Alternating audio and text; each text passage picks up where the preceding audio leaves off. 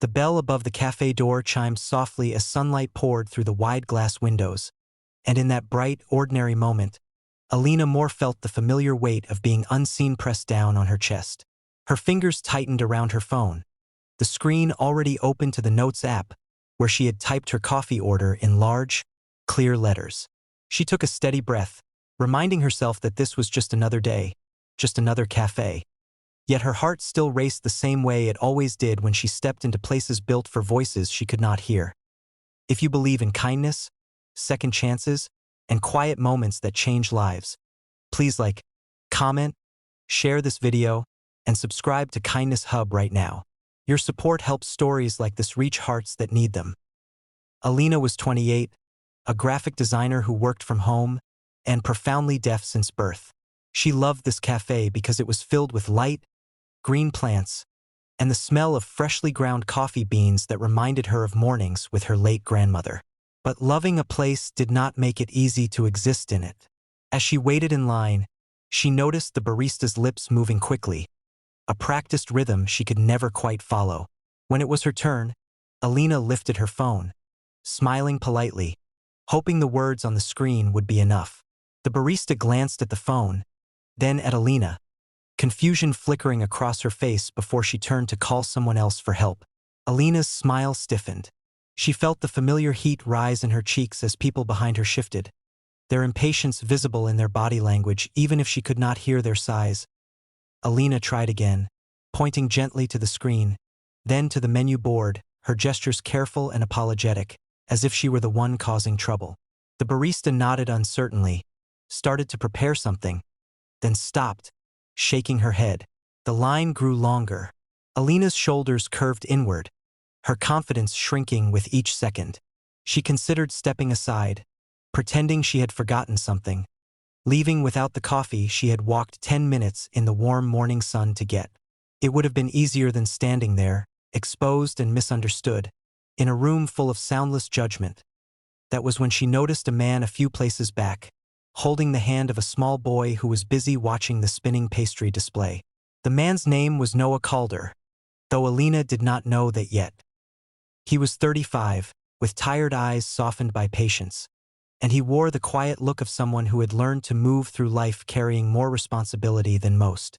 His son, Milo, was 6, bright-eyed, and missing his front teeth, the result of a playground fall that Noah still felt guilty about.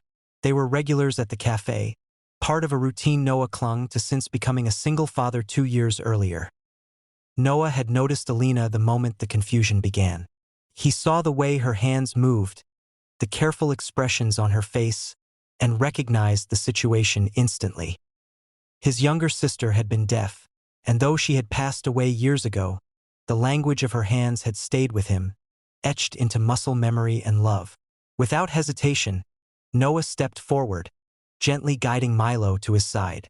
In the bright daylight, with dust motes floating in the air, he raised his hands and signed a simple question toward Alina, asking what she would like to order.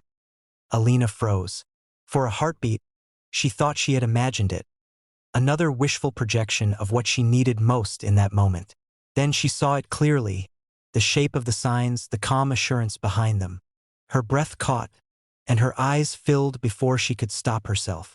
She signed back, her movements quick but precise, explaining her order, adding a small thank you that carried far more weight than words ever could.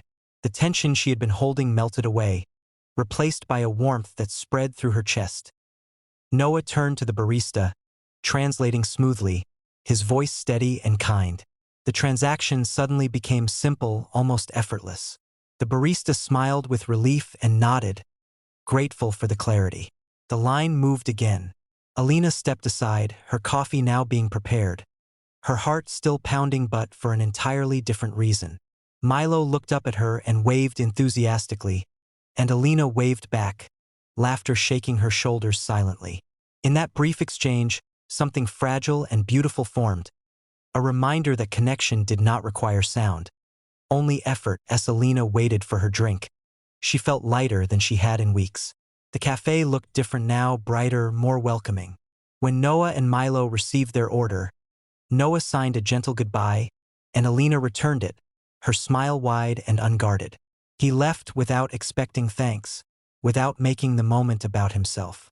For him, it was simply what love had taught him to do.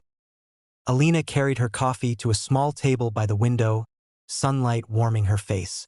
She watched people pass by outside, their lives rushing along, unaware that her entire day, perhaps her entire week, had just shifted. The loneliness she often carried felt less heavy. She opened her phone and typed a note to herself, a simple reminder that kindness still existed in quiet, unexpected forms. If this story touched your heart, if it reminded you of the power of small acts done with great love, please take a moment to like, share, and engage with this video so more people can feel this message. Special request. Please comment below and tell us about a small act of kindness that changed your day. As Alina finished her coffee, she stood taller than when she had entered, her steps lighter as she left the cafe and stepped back into the sunlit street. Somewhere behind her, a single dad and his child continued their routine, unaware that a few signed words had rewritten the story of a stranger's day. And in that simple, daytime moment, the world felt a little softer, a little more human, proving that sometimes the most powerful sounds are the ones you never hear.